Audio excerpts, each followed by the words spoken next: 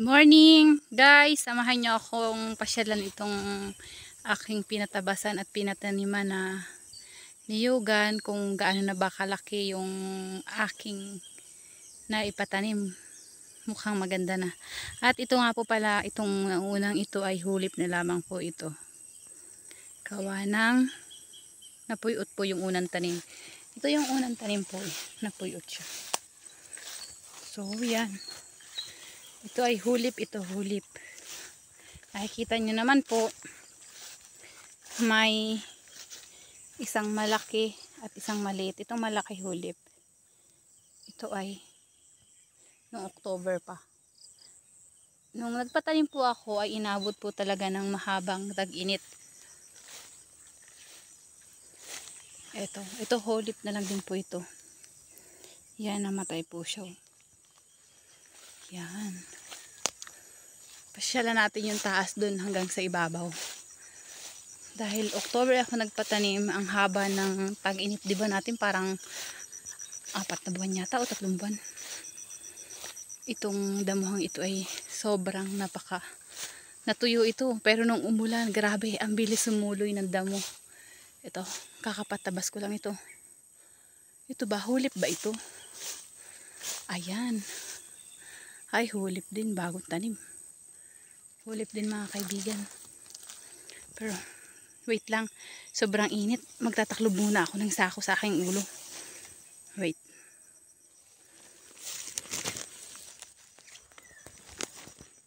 So, init guys. Kaya, init. Init ng tanda ako. Pinahali ako ng kaya dito sa bundok. Maninibatin kasi ako ng saging. Kaya itong sakong ito ipaglalagyan ko ng saging. Sobrang naiinitan yung aking batok. Mainit.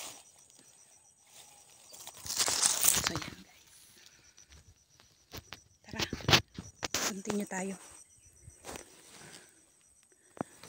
October. Mag-iisang taon na pala. Sa October ako nagpatanim. Ito tabas to eh.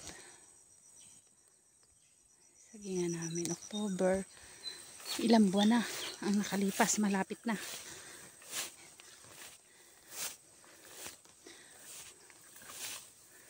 Parang hulip lang din ito. Ito hulip ito. Okay, tayo dito sa ibabaw pa. Bagong dukal eh. Saan kaya natin makikita ang hindi hulip? Gusto ko sa inyong ipakita.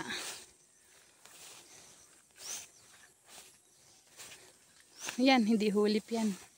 Nabansot sa sobrang init kasi. Nabansot siya. Buti nga hindi namatay eh, dahil kung hindi, wala, sayang. Alam niyo po ba mga kaibigan na ang pagpapatanim po dito namin ng asawa ko ay 25 po ang per puno. Ito hindi to hulip oh. Yan, palaspas na siya oh. Ganda. Yan, palaspas na. So yan. Hindi ito hulip. Ayos na oh. Kakatuwa ang tanim na ganito, makikita mo. Wala namang namatay, maliban dun sa ibaba. Pero nakapagpatanim pa ako ng nasa 35 pa ang naipahulip ko dito. Gawa ng parang ito 160 puno eh. Ayan. Ay, yun nga lang. Kaya pala sabi sa akin ni Tiyo, kinakailangan namin mag-spray. Gawan siguro dahil ganyan. So, yan. Pasensya na kayo mga kaibigan. Talagang hiningal ako. Ang taas naman po kasi talaga itong inaakit ko na ito. Kung makikita ninyo. Oh. Ay, gusto kong makita. Kaya ako'y umakyat dito. Makita ang pinatabasan. Ang tabas nga pala namin dito ay per day ay 350. Hindi na po yung libre kain. So ayan, nabansot yung isang yan. Bansot na yan. Nabansot. 350 per day. Kaya ayan. 8 days siyang nagtabas kasi sobrang madamo. Ito bagong hulip to. Bagong ano yun. Bagong dukal. Maganda naman doon sa ibabaw. Hindi na ako aakyat doon. Mukhang okay naman oh. Ayun yung ibabaw. Hindi ko lang alam kung hulip o bago. Pero akyatin na rin natin. Akyatin ko na rin pala. Grabe, agoy. Akyatin ko na rin. Para naman makita mo ang iyong itinatanim.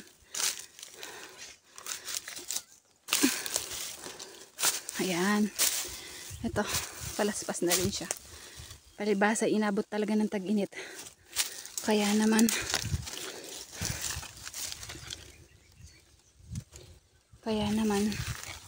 nabansot ano.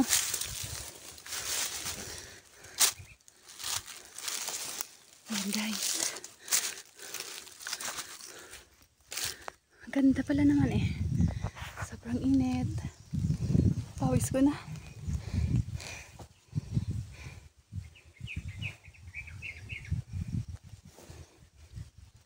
Tara. Kaya tadi tayo dito sa taas. Oh, yan oh. Kita mo na.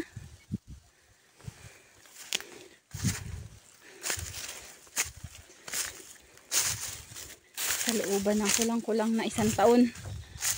Ganyan po yung inalaki ng niyog. Para makakuha din kayo ng idea. Yan, ganyan. Yun nga lamang. Ito naman tayo sa ano, sa kabilang part mga kaibigan. Ang ganda niya oh. Karabate. Yan. Dito naman tayo sa kabilang part. Bababa na tayo. Pakakiratin natin yun. Kabilang bundok na yun. Para makita natin. Bansot ang iba oh. Gawa ng... Pero ngayon tag-ulan, gaganda na siguro yan.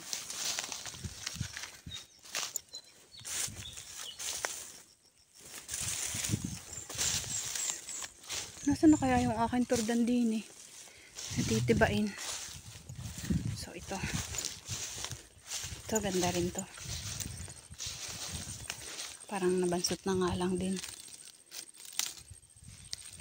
Palaspas na. Ito po.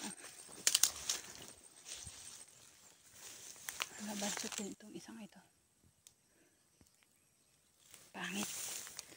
Ewan ko kung pwede pa itong hulupan. Pero kaganda naman siguro.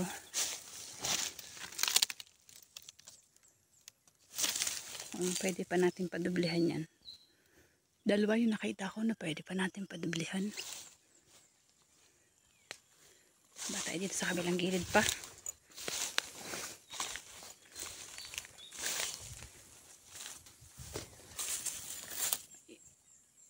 Yung ang ganda na sana magtanim ng saging oh. Tatanim ako ng saging. Hindi ko lang magawa-gawa rin talaga. Pag may anak ka talaga, kailangan talaga marunong ka mag-divide ng oras mo eh. Gawa naman. Ay, tabi po. Ano yun? Tabi po. Kawinabahan ako. Ala ko baka ahas. Yan. Ito na rin.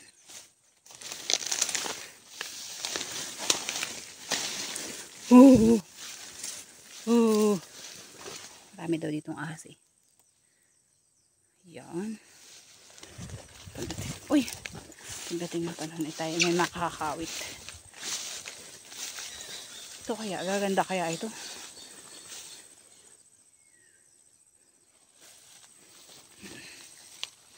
Ay, ito na nga baga. Ang sinasabi kong pupuntahan ko. Oh, ay. Hinog na. Kainin natin yan. Tikman natin.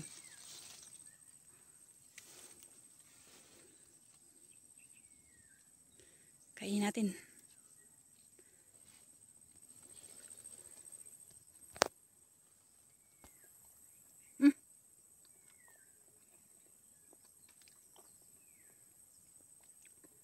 Ayos.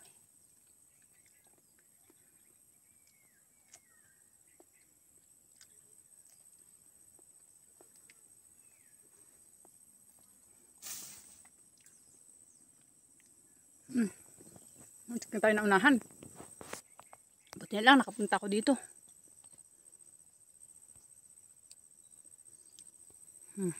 Tibayin natin yan.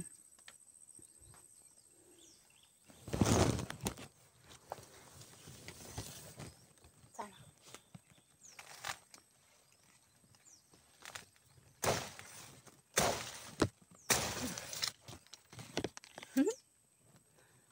Tataba pa naman sana. Tibayin ko rin itong isa.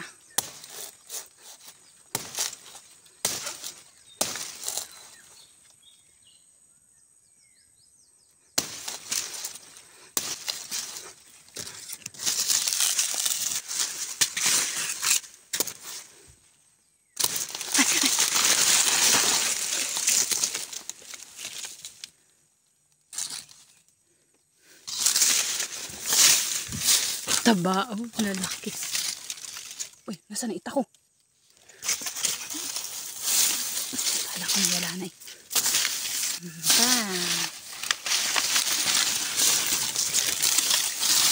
Wow! Husto sa gulang. Ganito ang saging husto sa gulang. Talagang makikita mo. Yun, punta tayo. Continue tayo dun sa aking pupuntahan. Makabilang side ng ano ng pinatanim nating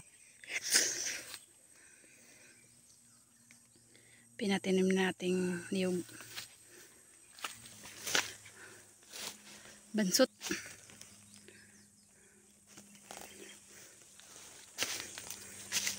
Agoy! Dapa pa. Kung ako'y may taga-video eh, marami akong kapalpakang nagagawa eh. Ayan.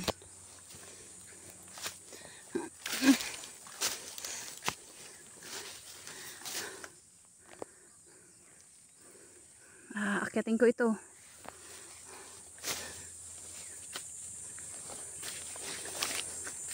Ito isa pa.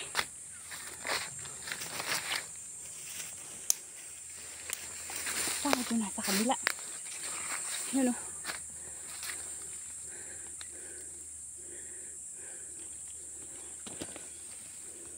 Isang maganda. So, kung ganito lahat, oh, ganda. Pag ganito lahat, talaga naman perfect.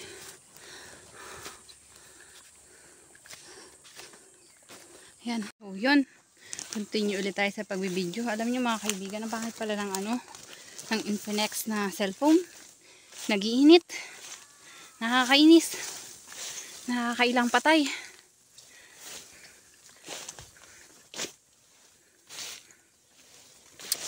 Lapit na tayo kumabila. Kaya naman, ayun. Ganda oh. Kabilang pisngi na ito ng bundok. Ba? Titingnan ko dito yung aray ko sa kabila. Nagulit din kasi dito eh.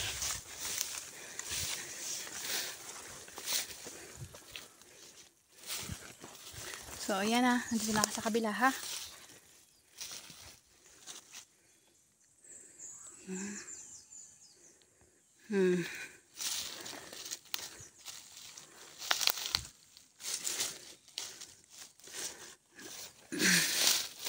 Pagkaayos lang ito. Sana pagkaluban ng Panginoon na magkaayos ito. Bagong hulit.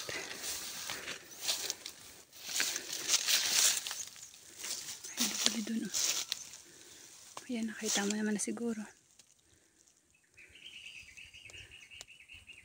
Ganda ng nyug na yun sa baba oh.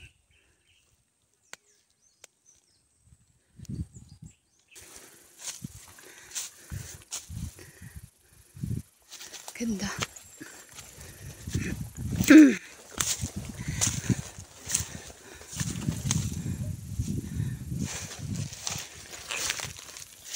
Bagong huli ito. Ang ganda ang bagong huli po. Ito yung mga naiwan na binhi pala. Yan. Mga naiwang binhi. Ang ganda niya.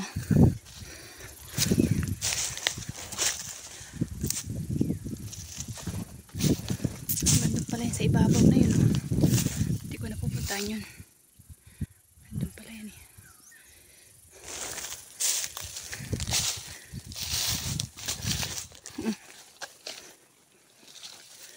Yan. Sile.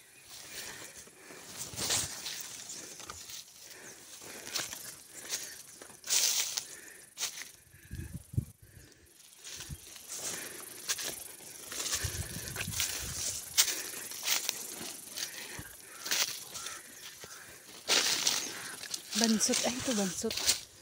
Bansot kaya yan?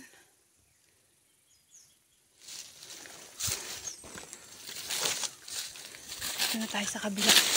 Malapit na ako sa kabila ng Santo Niño. Santo Niño, kabilang barangay ng bundok. Abot pala ito dito si Teo eh. Parang nakaraan wala ito. Parang hindi naman ito natan. Tabay na taniman dito siguro. Aba. Okay na.